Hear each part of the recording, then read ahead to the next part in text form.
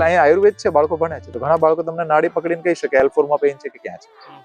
એક પત્તું તોડશે ને વનસ્પતિનું તો પેલા આમંત્રણ મંત્ર બોલશે, ક્યારેય પૂરું નથી થતું.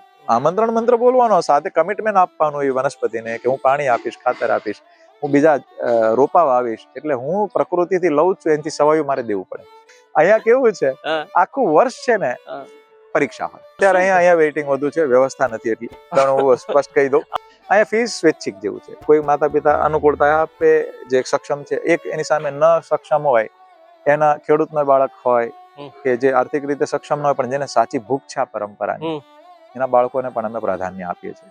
નમસ્કાર, હું છું જોગલ નાથાન, મારી સાથે સાગર જોશી. આજે અમે બંને મિત્રો આવી ગયા છે અમદાવાદમાં. હું તમને મળાવું, એક અલગ જ સંસ્થા છે, ગૌ તીર્થ કરીને છે. આખી સ્કૂલ છે, હોસ્ટેલ છે અને વિદ્યાર્થી ભણે છે. તમે ઘણા બધા સ્કૂલોના નામ સાંભળ્યા છે, પણ એની આ જે શિક્ષણ પ્રણાલિકા છે એ વૈદિક છે અને અલગ છે, એટલે હું તમને બતાવવાનો પ્રયાસ કરું. જય શ્રી કૃષ્ણ. જય શ્રી કૃષ્ણ ભાઈ. મજા આવો, સ્વાગત છે જોગલભાઈ. ગોપાલભાઈ, મારે ખાલી બેઝિક એટલું પૂછવું, તમારે અહીં કેટલા ધોરણ સુધી બાળકો ભણે છે અને શું આખી તો અલગ વ્યવસ્થા છે? લોકોને મોટા મોટા બિલ્ડિંગ હોય, તમારે દેશી નળિયા વાળું છે. આ એક એવી વ્યવસ્થા છે કે બાળકોનું ચારિત્ર ઘડતર સાથે, સંસ્કાર સાથેનું એક એજ્યુકેશન થાય અને જેની અંદર સર્વાંગી વિકાસ હોય, એ રીતની આ એક પ્રયાસ છે. કેટલા ધોરણ સુધી? 20 થી 21 વર્ષનો બાળક થાય ત્યાં સુધી. અચ્છા, તો આનું કઈ રીતે હાલે બધું? માની લો હું તો બધા આપણે NCERT હોય, ફલાણું હોય, બોર્ડ હોય, તમારું કઈ રીતે? આમાં એવું છે, જે માતા પિતાઓ હોમ સ્કૂલિંગ અને જે બાળકોને ખૂબ સંસ્કાર સાથે, સર્વાંગી વિકાસ સાથે તૈયાર કરવા માંગતા હોય, એ રીતનો આ સહિયારો પ્રયત્ન છે. અહીંયા બાળકો સવારથી સાંજ સુધી કામ જાતે કરવું. જેમ કે કૃષ્ણ ભગવાનને સુદામા લાકડી કાપવા ગયા, એ વાર્તા હતી ના. મહારાણા પ્રતાપે કામ કરતા, કૃષ્ણ ભગવાને કામ કરતા, રામ ભગવાને કામ કરતા. તો કામ કરવું અને કોઈ કામ નાનું નથી, એ અહીંનો પહેલો બેઝ છે. એટલે બાળકો પોતપોતાનું નાનપણથી ઘડતર થાય કે મારે બધા પોતાના કામ જાતે કરવા જોઈએ, બીજાને એકબીજાને સહયોગ કરવો જોઈએ. એ ઘડતર સાથે એક એવો સિલેબસ બનાવ્યો છે કે જેની અંદર એક એક પત્તે ચિત્રો હોય, એને મનમાં છાપ આવી જાય, બહુ સરળતાથી થઈ જાય અને પ્રેક્ટિકલ જોતા જોતા બધા વિષયો થાય અને આપણા ભારતને અનુકૂળ હોય એવું અને આધુનિકનું માખણ પણ હોય એવો અમે અભ્યાસક્રમ બનાવ્યો છે. અચ્છા, કેટલા વર્ષ પહેલા ચાલુ કર્યો છે? કેટલા વિદ્યાર્થી? 12 વર્ષ પહેલા કર્યું હતું. 4 બાળકોથી શરૂઆત કરી હતી. અત્યારે 90 બાળકો હશે. અચ્છા, તો અહીં પ્રવેશ કોણ મેળવી શકે? પ્રવેશ કોઈ પણ મેળવી શકે, ખાલી અમારી વ્યવસ્થા વધે એમ ધીમે ધીમે વધારીએ છીએ. પછી ભણાવે કોણ? ભણાવે એના સરસ મજાના આચાર્યો છે, પોતપોતાના વિષયમાં જે ખૂબ પારંગત હોય એ ભણાવે. પછી એને બીજું તમારે નોલા જેવી કોઈ ક્વોલિફિકેશન એવું કશું હોય? હા, ક્વોલિફિકેશન એવું ખરું કે કોણ આચાર્ય એવા છે જેને ખૂબ બાળકોને પીરસવું છે, ચારિત્ર સાથે વાતો પીરસવી છે, જેને સામેનું ઘડતર કરવું છે, એ ફર્સ્ટ ક્વોલિફિકેશન. ડિગ્રી જેવું મતલબ નથી. હું માનું છું કે હજારો વર્ષ ડિગ્રી હતી. આજે ચરક સંહિતા રચનાર પાસે કોને ડિગ્રી હતી? આજે એનો સિલેબસ આપણે ભણાવીએ છીએ ને. તો એવી રીતે દુનિયાભરનું સારું માખણ લેવું, આપણો બેઝ ન છોડવો, એ રીતનું જોગલભાઈ આ પ્રક્રિયા છે. જેમ કે 4 ભાષા, હિન્દી, ગુજરાતી, ઇંગ્લિશ, સંસ્કૃત, 4 ભાષા સમજે છે, શીખે છે. ગણિતની અંદર વૈદિક ગણિત છે ને આધુનિક ગણિત છે, બંનેનું માખણ લેવાનું છે. બિઝનેસ મેનેજમેન્ટ એ છે કે પોતાનો સ્વાભિમાનથી ચલાવવું જોઈએ. બધાને નોકરી ગોતવા પાછળ નથી જવાની જરૂર. સ્વાભિમાનથી પોતાની ખેતી કરી શકે, સ્વાભિમાનથી ગૌશાળા રન કરાવી શકાય, સ્વાભિમાનથી બિઝનેસ કરી શકાય, સ્વાભિમાનથી બીજા વિષયો સમાજમાં પીરસી શકાય. એવી રીતે કેમ બાળક ઊભું થાય, એ અમારો પ્રયત્ન છે. અમે એક ફિક્સ નથી કરવા માંગતા આ બાળક પાસે આ જ ડિગ્રી છે, આ બોક્સ છે, એની સિવાય કઈ આવડતું જ ન હોય તો એ બાળકને જયારે એમાં જોબ ન મળે તો ચિંતા થાય, તણાવ આવે, સ્ટ્રેસ આવે. એને 2-5 વસ્તુની એક્સપર્ટાઇઝ હશે, એને વાંધો આવશે? બીજું, જિંદગીમાં જેને કામ કરવું, જેને વાંધો આવશે?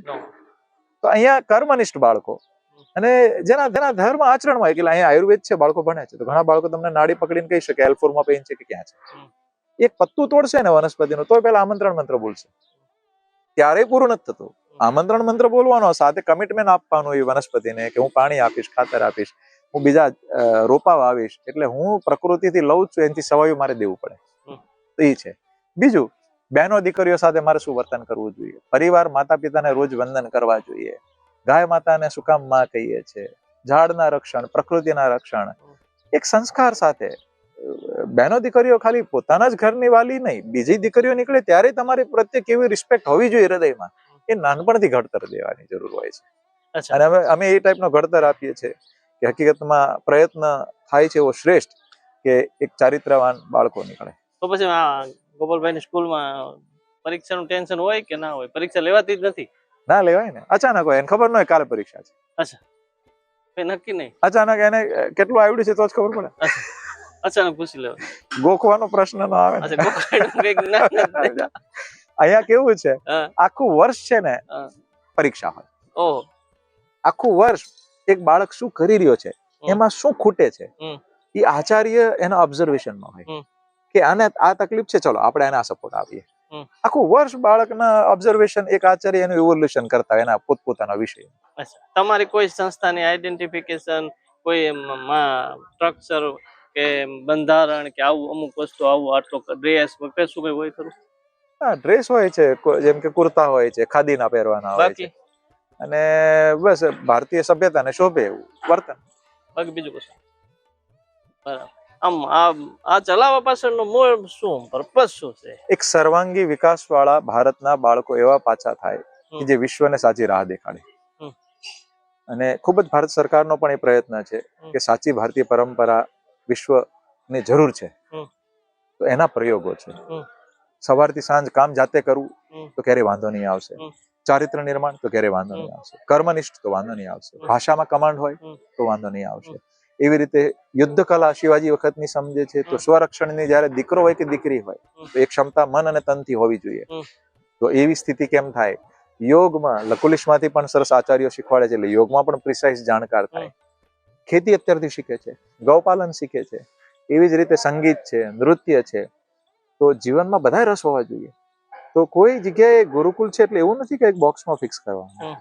એ બાળકો એક સરસ મજાની સાચી સુગંધ પ્રેમની પરિભાષા સાથે કાર્યો કરે અને જીવનમાં ક્યાંય જાય તો વાંધો ના આવે, સ્ટ્રેસમાં એક ખોટા પગલા ના ભરે, એવા બાળકો કેમ થાય એ રીતનો પ્રયત્ન. પછી એમ ઇન્ટરેસ્ટ હોય કેવી રીતે? માની લો કોઈ આ તો વિડીયો જોઈને અમને મેસેજ કરશે કે મારા છોકરાને મોકલવું છે. ના, અત્યારે અહીંયા વેઇટિંગ વધુ છે, વ્યવસ્થા નથી એટલી. હું સ્પષ્ટ કહી દઉં, અહીંયા એન્ટ્રન્સ એવું નથી હોતું. માતા પિતા આવે, બાળકો આવે, અહીંયા ફોર્મ ભરે, કોને સાચી ભૂખ છે અમે જોઈએ, અમારી વ્યવસ્થા જોઈએ, પછી અમારી વ્યવસ્થા પ્રમાણે અમે એડમિશન કરીએ. તો આ ફીસ નું કઈ છે? અહીંયા ફીસ સ્વૈચ્છિક જેવું છે. કોઈ માતા પિતા અનુકૂળતા આપે, જે સક્ષમ છે, એક એની સામે ન સક્ષમ હોય, એના ખેડૂતનો બાળક હોય કે જે આર્થિક રીતે સક્ષમ ન હોય પણ જેને સાચી ભૂખ છે આ પરંપરાની, એના બાળકોને પણ અમે પ્રાધાન્ય આપીએ છીએ. ક્યાંથી આવે? એવી રીતે લોકાલિટી ખરી કે આખા દેશના લોકો છે? હા, અલગ અલગ જગ્યાએથી છે. ગામડેથી છે, ખેડૂતના બાળકો છે, ગૌપાલકના બાળકો છે. મારા બાળકોથી શરૂઆત કરી હતી, મારા બે ને ભાઈના બે. અને મહારાષ્ટ્રથી બાળકો છે, મધ્યપ્રદેશથી છે, બે લંડનથી બાળકો છે. એવી રીતે અલગ અલગ બધી જગ્યાએથી છે. અમને એક જ અનુભવ આવ્યો કે બાળકો સમસ્યા જ નથી.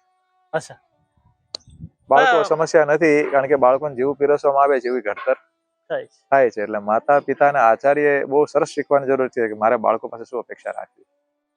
આમ મોટા લેવલ ઉપર ખરું આટલા 21 થી પછી 21 વર્ષ પછી માણસ 20-22 વર્ષમાં તો લગભગ બધું પૂરું થઈ જવું જોઈએ.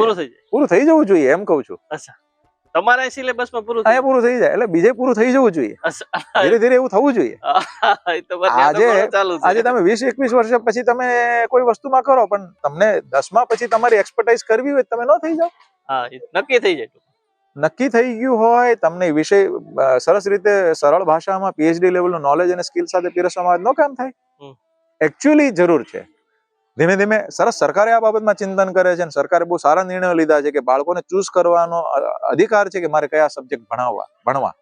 એવું યુનિવર્સિટીઝ અને કેન્દ્ર લેવલે તે મોટી એક તૈયારીઓ થઈ છે. અને હું માનું છું કે સારી તૈયારીઓ ચોક્કસ થવી જોઈએ. બાળકોને સમજનારી તૈયારી હોવી જોઈએ કે બાળકના હૃદયમાં શું ચાલે છે. અમારે એ જ હોય કે બાળકના હૃદયમાં શું સ્થિતિ છે. અને સાંજે બાળકો રોજ પોતપોતાના ઈષ્ટદેવને યાદ કરી લે. કોઈને કોઈની પરંપરા ભૂલાવાની નહીં, કોઈની પર કોઈની થોપવાની નહીં. અને રોજ પોતાની ભૂલ 5-10 મિનિટ ગોતી લે, એમાં મારે એ પ્રેક્ટિસ કરવાની કે મારી શું ભૂલ થઈ, ચાલો હું સરસ મજાનું મારા ઈષ્ટદેવને માફી માંગીને હું વધુ સારો બનું કાલે. અને 5 વિષયમાં 0 અને એકમાં 99 આવ્યા તો ફેલ, જેમાં 99 PhD કરી શકે છે ને. આજે વિદેશી પેરામીટર્સ થી આપણે બધી જ જગ્યાએ માપીએ તો કેટલું સાચું. આજે ઘણા બધા વૈજ્ઞાનિકો એવા થઈ જાય કે જે 10માં ફેલ હતા, પણ પછી એને આખી દુનિયાને જે આપ્યું છે હજી બધા યાદ કરે એવું છે. એટલે હું એમ માનું છું કે દરેક બાળક વિશેષતા સાથે જન્મ લે છે. 5 પાંડવ હતા, 1 ગુરુ હતા, એકને ગદા, એકને ભાલો, એકને ધનુષ આપ્યું. એવી રીતે બાળકની એક્સપર્ટાઇઝ સમજવી, દરેક બાળકને આગળ જવાનો અધિકાર છે એના રુચિના વિષયમાં, અને સાથે એનો સરસ સ્વાભિમાનથી ઘર ચાલે એવું ઘડતર, એવો એક શ્રેષ્ઠ પ્રયત્ન છે. એમ નહીં, તમારા સ્કૂલમાં પાસ આઉટ થયેલા શિક્ષક મિત્રો હે વિદ્યાર્થી શું કરે છે અત્યારે? તમે હવે ઇન્ટર્નશિપ હવે અત્યારે ચાલુ છે, અને 5 બાળકો આપણા પહેલા નીકળ્યા, અને 5 બાળકોને અલગ અલગ કંપનીઓ, અલગ અલગ સંસ્થાઓ દ્વારા ઓફર છે, પણ એ સ્વાભિમાનથી પોતાનું એક બાળકને તો અહીંયા સરસ આચાર્ય તરીકે સેવા આપી છે, આયુર્વેદમાં કામ કરવું છે, એકને ગૌશાળા અને ખેતીમાં કામ કરવું છે. એટલે બહુ સરસ રીતે પોતાની રીતે કરવા માંગે છે. સારું છે. તો એક આવી એક સંસ્થા છે, આપણે ઘણી બધી શિક્ષણની સંસ્થાઓ જોતા હોય છે, અને એમાંની એક આ છે. મને નવું લાગ્યું એટલે મેં તમારા સુધી રાખવાનો પ્રયાસ કર્યો. તમને કેવું લાગે છે? તમે શું માનો છો? અને કેવું હોઈ શકે, શું છે શું નહીં, તમારા મગજનો દિમાગ શું કહે, એના માટે કોમેન્ટમાં તમે મને કહેજો. બસ આટલું. ફરી કોઈ નવી વાત હશે તમારા સુધી મૂકશું. બસ એટલું. જય જય ગરવી ગુજરાત. ધન્યવાદ.